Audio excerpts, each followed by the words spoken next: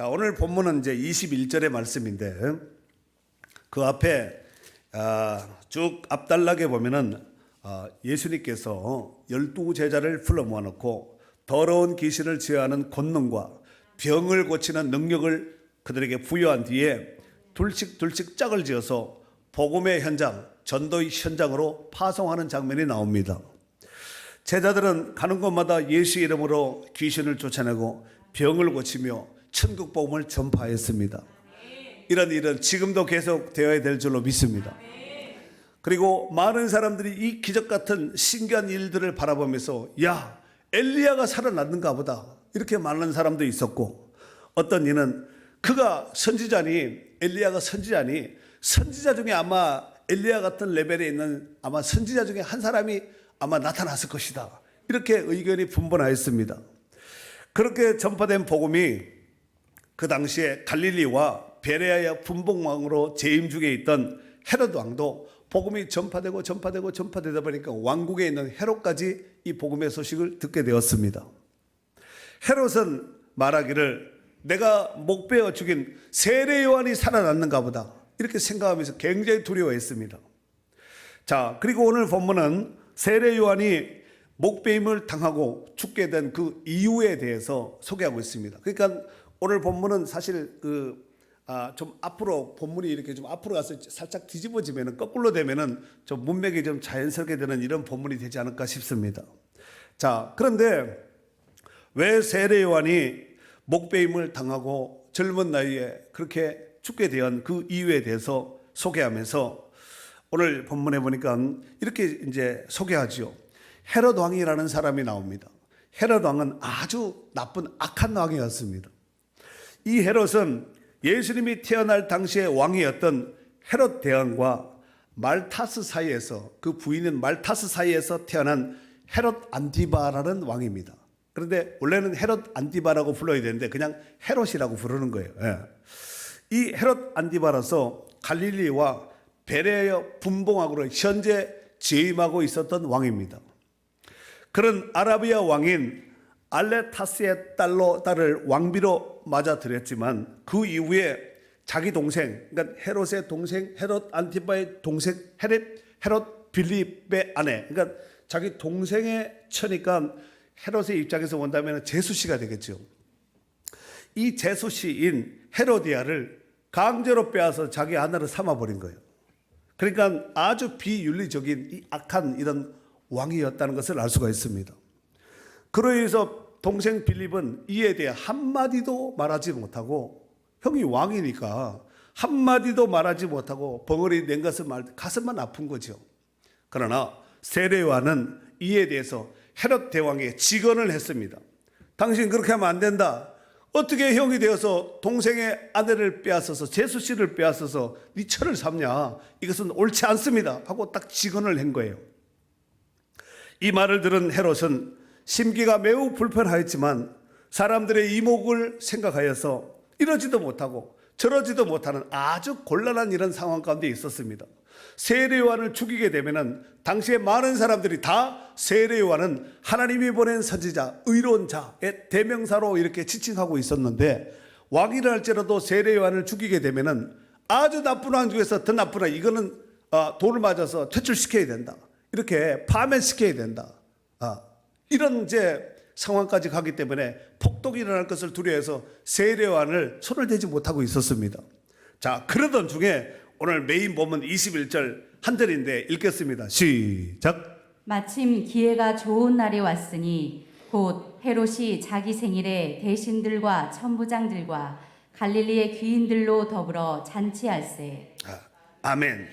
여기 보니까 좋은 기회가 좋은 날이 왔다 그랬죠. 마침 때마침 기회가 좋은 날이 왔다 그랬습니다. 여러분, 기회가 좋은 날을, 이것을 헤메라스 유카이로스라는 단어를 쓰는데, 이 헤메라는 날이고 유카이로스는, 우리가 유는 헬라어로 이제 보면은 좋은 뜻이에요. 유앙겔리온,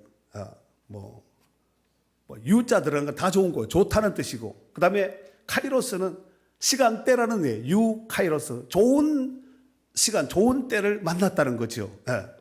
그런데 오늘 이 헤메라스 유카이로스를 해석하면은 아주 헤롯이 자기 목적을 이루기 위한 아주 적당한 최고의 때 기회가 왔다는 것입니다. 여러분, 우리가 전체적인 이제 성경의 맥락을 쭉 볼 때에 분위기로 볼 때 계획적으로 헤롯은 이 자기 생일날 연회를 잔치를 벌였다는 것을 알 수가 있습니다. 여러분, 사단은요 아주 치밀합니다. 그냥 얼렁뚱땅 대강 넘어가는 것이 없고 이 사람의 약점이 무엇이고 이 사람이 뭘 좋아하고 어떤 성향이고 어디를 건드면은 한 방에 꺾이고 어디를 건드면은 빡세게 덤벼들고 이것을 사단이 잘 알고 있어요. 그 사단이 우리에게 공격할 때 약한 부위를 칠까요? 강한 부위를 공격할까요? 약한 부위를 바늘처럼 송곳처럼 찔러대는 거예요. 예상치도 못했던 이런 급소를 맞게 되면 허를 찔렸다 그러잖아요. 한 방에 갈 수가 있습니다. 그래서 무시로 성령 안에서 껴서 기도하는 것이 그렇게 중요하다는 거예요. 자, 오늘 세례 요한을 제거할 수 있는 아주 좋은 기회의 날, 아주 좋은 절묘한 타이밍이 온 거예요. 헤롯이 자기의 생애를 기하여서 우리 성경에 보니까 대신들과 천부장들과 갈릴리의 귀족들, 귀인들을 다 왕국으로 초대해놓고 큰 잔치를 의도적으로 벌인 겁니다. 그때에 자기의 처인, 동생의 아내였지만 빼앗아서 자기 처로 삼은 이 헤로디아의 딸이 그 잔치하는 연석 가운데서 잔치 자리에서 나와서 춤을 추는데 얼마나 춤을 잘 췄는지 헤롯이 그냥 정신을 잃을 정도로 그냥 우리 식으로 뺑뿅 할 정도로 이렇게 춤을 춘 거예요. 그로 인해서 이 헤롯이 그 딸에게 이런 말을 하지요. 네가 무엇이든지 내게 요구하면 내가 들어주겠다. 소원을 들어주겠다. 그리고 네가 만약에 원한다면 나라의 절반까지도 잘라서 너한테 주겠다. 공식적으로 이 말을 선포했습니다. 공식적으로 왕이 말을 했으면 그 말을 지켜야 될까요? 안 지켜야 될까요? 지켜도 그냥 지켜서 안 되고 꼭 반드시 지켜야 됩니다. 네. 그래서 그 딸에게 한번 뭘 구한지 네가 말해봐라 했더니 그 딸이 주핏주핏 하고 있는 거예요. 뭘 구하지 하다가 자기 엄마인 헤로드에게 가서 엄마, 왕이 지금 이런 나한테 이런 원하는 것을 말하라고 하는데 무엇을 구하면 좋겠습니까? 하고 어머니 헤로디아에게 가서 말을 했더니 목을 잘라가지고 달라고 요구해라. 그랬더니 이 말을 듣고 왕에게 가서 그 딸이 세례요한의 목을 잘라서 저한테 주시옵소서 하고 이렇게 구한 거예요. 그랬더니 왕이 공식적으로 대신들과 천부장들과 갈릴리의 모든 귀인 앞에서 이 공식적으로 말한 말을 이렇게 그 소녀가 말을 하는데 안 들어주면 어떻게 될까요? 왕망신, 개망신 되겠죠. 네. 그래서 결국은 시병 한 사람에게 감옥에 갇혀있는 세례요한의 목을 잘라오라고 이제 명령을 내렸습니다. 잠시 후에 세례요한이 목이 잘려서 쟁반에 담겨서 피가 뚝뚝 떨어지는 그 머리를 이제 왕 앞에 가지고 왔습니다. 아마 다른 사람은 몰라도 다른 사람들은 징그럽다, 무섭다, 어머나 세상에 저럴 수가 있겠나 이렇겠지만 헤롯과 헤로디아는 아마 속으로 캐지나 칭칭나는 아마 불렀으리라 생각됩니다. 여러분, 헤롯과 헤로디아의 마음이 여러분 이해가 되시죠? 자기에게 직언을 한 사람 말이야 맞는 얘기지, 상황이야 맞는 얘기지만 가만히 있으면 되는데 왕이 그렇게 하면 안 됩니다. 어떻게 왕이 그럴 수가 있습니까? 본이 되어야 될 왕이 그럴 수가 있겠습니까? 이렇게 말하면 왕도 불편하잖아요. 다른 사람들이 몰라서 그런 말을 하는 것이 안 하는 것이 아니잖아요. 그런데 다른 사람들은 침묵했지만 세례요한은 직언을 한 것입니다. 그래서 이 헤롯과 헤로디아 사이에 불편했던 이 세례요한이 그렇게 정리가 된 것입니다. 여러분, 사실 이렇게 개 죽음과 같은 비참하게 죽은 이 세례요한의 모습을 우리가 인간적인 관점에서 바라보면 세례요한처럼 불쌍한 사람도 없으리라 생각됩니다. 왜냐하면 그런 일반인들처럼 성 안에 있는 마을에서 거주했던 사람이 아닙니다. 그리고 오히려 성 밖 광야에서 들에서 살았고 복장은 약대 털옷을 입고 살았으며 음식은 메뚜기와 석청을 먹으면서 세상 사람들과 전혀 다른 삶을 살았던 사람이라는 것입니다. 물론 결혼도 안 했습니다. 그리고 오늘 본문에 나오는 말씀과 같이 30대 초반에 헤롯의 칼날에 의해서 비참하게 죽었던 사람입니다. 그렇다면 세례 요한에 대해서 예수님은 어떻게 평가하셨을까요? 사람들이 관점으로 봤을 때는 비참 그 자체였지만 예수님이 보셨을 땐 어떻게 보셨을까? 지금 이 질문을 한 것입니다. 마태복음 11장 11절 한번 읽어줘 보세요. 내가 진실로 너희에게 말하노니 여자가 낳은 자 중에 세례 요한보다 큰 이가 일어남이 없도다. 그러나 천국에서는 극히 작은 자라도 그보다 크니라. 아멘. 여자가 낳은 자 중에서 세례 요한보다 큰 이가 일어남이 있다 없다? 없어요. 그러나 천국에서는 지극히 작은 자라도 세례 요한보다 크다는 거예요. 여러분, 여자가 낳은 자 중에서 세례 요한보다 큰 이가 큰 인물이 없다는 거예요. 그러니까 모세도 사도 바울도 베드로도 사실 어떻게 본다면 이 말씀에 비춰 본다면은 다 세례 요한 아래급이라는 것을 알 수가 있습니다. 그런데 천국에서는 세례 요한보다 작은 이가 한 사람도 없다는 거예요. 정말 감사할 일이죠. 이러보건대 사람들이 보는 관점과 하나님이 보는 관점은 서로 다르다는 것을 알 수가 있습니다. 인간적인 모습으로 봤을 때는 정말 세례 요한은 불쌍한 사람이잖아요. 결혼도 못하고 음식도 제대로 못하고 집 안에 거주한 것 아니에요. 빈들 동굴 들에서 나무 이런 그늘 아래서 자고 먹고 짐승들과 함께 광야 생활 나그네 여정을 살았던 사람이 아니겠습니까? 사실 어떻게 본다면 우리는 다 이 땅에서 나그네 여정을 살고 있는 사람들입니다. 왜냐하면 영원히 살 수 있는 것이 아니기 때문에. 사무엘상 16장 7절에 보면은 내가 보는 것은 사람과 같이 아니하니 사람은 외모를 보거니와 나 여호와는 중심을 보느니라 그랬습니다. 하나님의 관점은 사람이 보는 관점, 우리가 보는 관점하고 다르다는 거예요. 인간적으로 본다면 세례 요한처럼 비참한 사람이 없지만 예수님은 세례 요한에 의해서 여자가 낳은 자 중에서 이보다 더 큰 자가 없다는 거예요. 여러분, 하나님 보는 관점이 다르다는 거예요. 우리가 사람들을 볼 때, 사람들을 평가할 때 사람의 기준이 있습니다. 그러나 하나님께서는 우리를 보실 때 사람의 기준 관점으로 우리를 보지 않는다는 거예요. 다 하나님께서 우리를 보셨을 때는 보배롭고 존귀한 자로 우리를 보고 계시고 있다는 거예요. 사랑하는 성도 여러분, 헤롯 왕은 세례 요한이 눈의 가시처럼 이의 초처럼 불편하게 여겼습니다. 그로 인해서 만일 명분 없는 세례 요한을 죽이게 되면 더 큰 문제가 발생할 수 있기에 적당한 타이밍 기회를 보고 있었습니다. 그러던 중 자신의 생일날 세례 요한을 앓던 이를 빼듯이 제거하고 말았습니다. 이로 보건대 악인도 악한 일을 진행할 때는 그냥 지나가지 않습니다. 적당한 기회 타이밍을 아주 눈을 송곳처럼 뾰족하게 해서 살펴보고 지켜보고 때를 기다리고 있다는 거죠. 마치 맹수의 사자가 웅크리고 있다가 적당한 먹잇감이 나타나면 그 타이밍 때 결정적인 순간에 이빨과 발톱을 드러내서 한 방에 그냥 제어하듯이 그렇게 사단이 오늘도 우는 사자와 같이 돌아다니며 삼킬 자를 찾고 있다는 것을 명심하셔야 됩니다.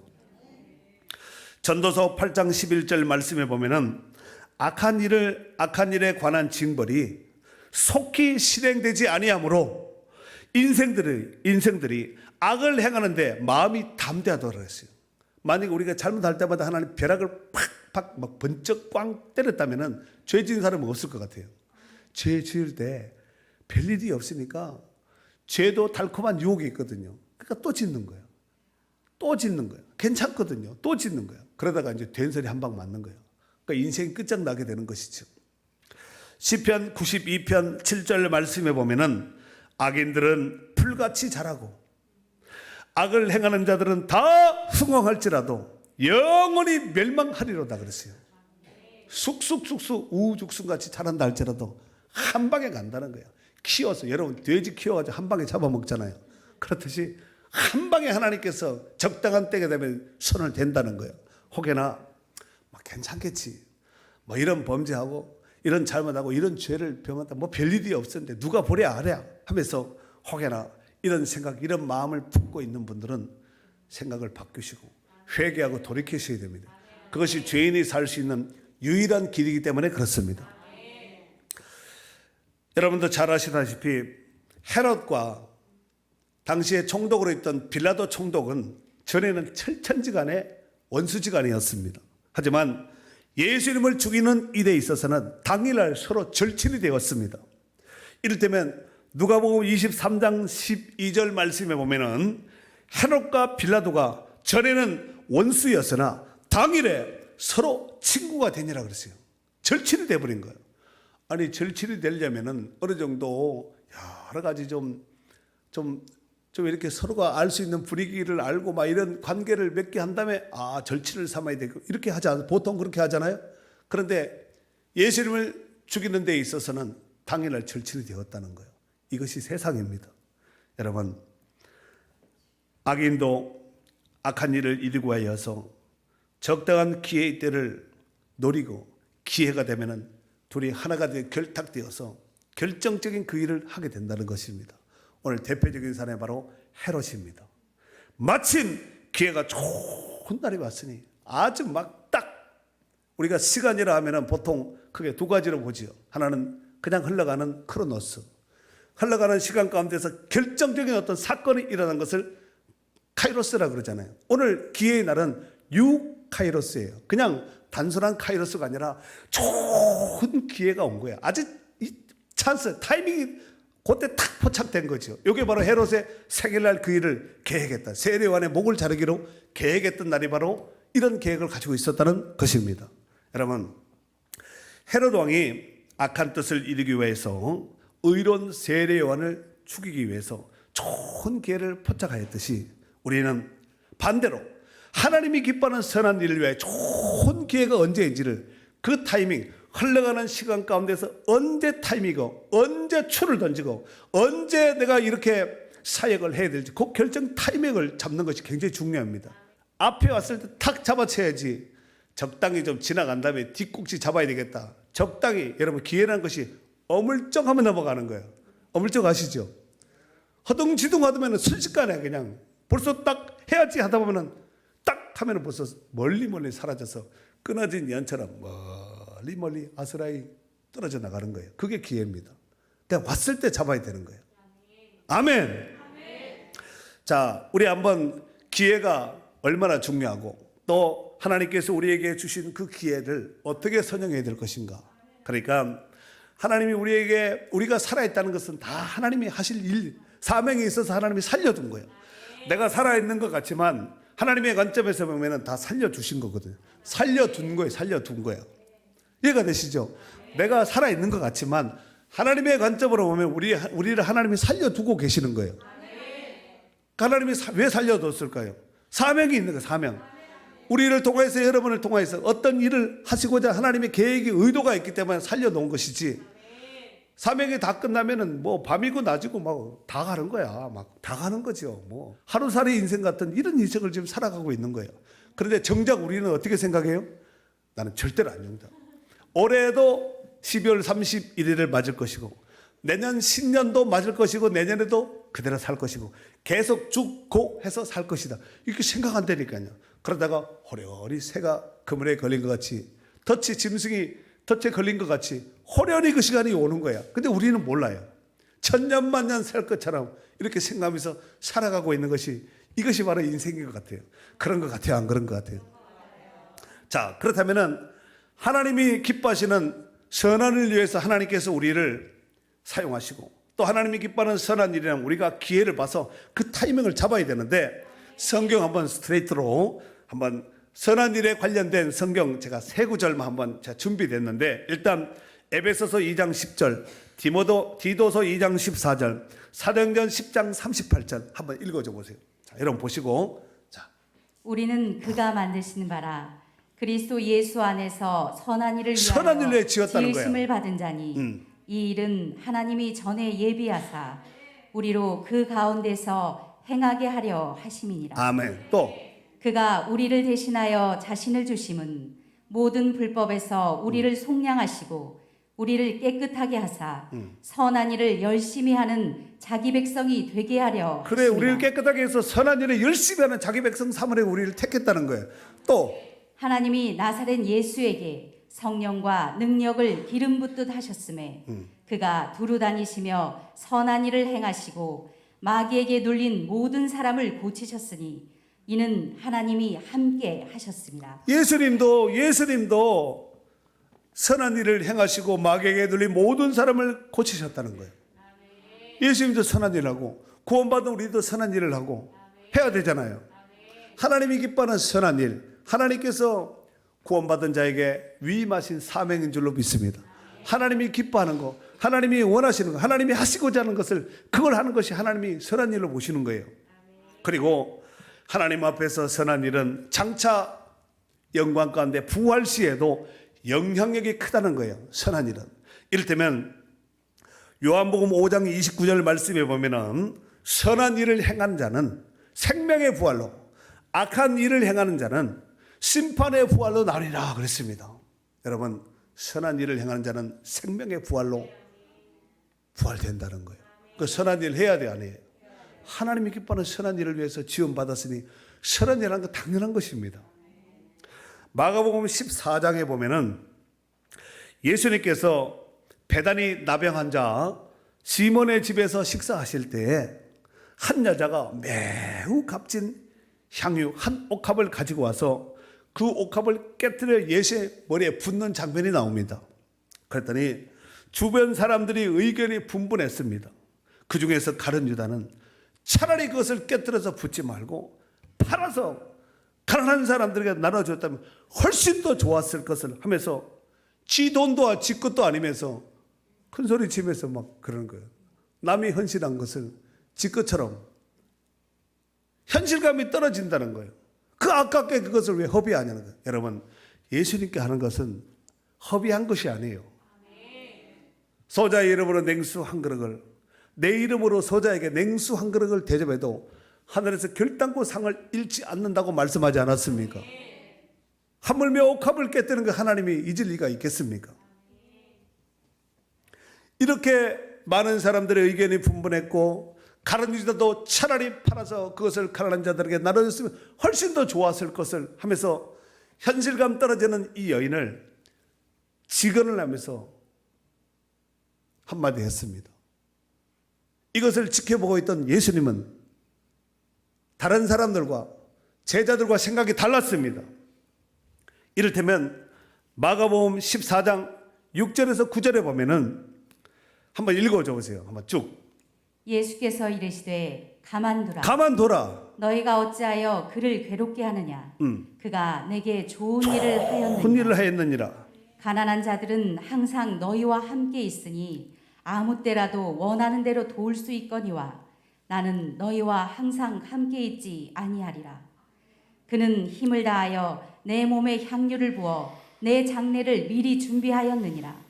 내가 진실로 너희에게 이르노니 온 천하에 어디서든지 복음이 전파되는 곳에는 이 여자가 행한 일도 말하여 그를 기억하리라 하시니라. 아멘. 그는 내게 힘을 다해서 내 몸에 향유를 부어서 내 장례를 미리 준비했다는 거예요. 여러분, 예수님의 장례를 위해서 준비한 제자가 어디 있어요? 사람들이 어디 있어요? 아무도 없었거든요. 예상도 못했습니다. 그런데 그럼 이 여자는 알았는가? 안 해요. 몰랐습니다. 붓다가 보니까 예수님의 장례를 준비한 향유가 된 것입니다. 여러분, 하다가 보면은 나도 모르는 사이에 하나님이 그를 통해서 영광 받으실 일들이 나타날 수가 있습니다. 부지런히 하다 보면 그럴 때를 만날 수가 있다니까요. 그래서 온 천하에 어디서든지 복음이 전파되는 곳에는 이 여자가 행한 일도 말하여 그를 기억하래요. 그를 잊지 말라는 거예요. 그를 기억하라는 거예요. 제가 지금 기억하라고 다시 지금 말씀드린 것이 아닙니다. 천국 복음이 전파되는 곳마다 이 여자가 행한 일도 말하라는 거예요. 그 복음과 함께 이 여자는 이 일을 말을 해줘야 되는 것이에요. 그것이 말해주는 겁니다. 네. 앞으로 이제 우리가 천국 가면 이 여자를 만나게 될 텐데 어떻게 했어 그때.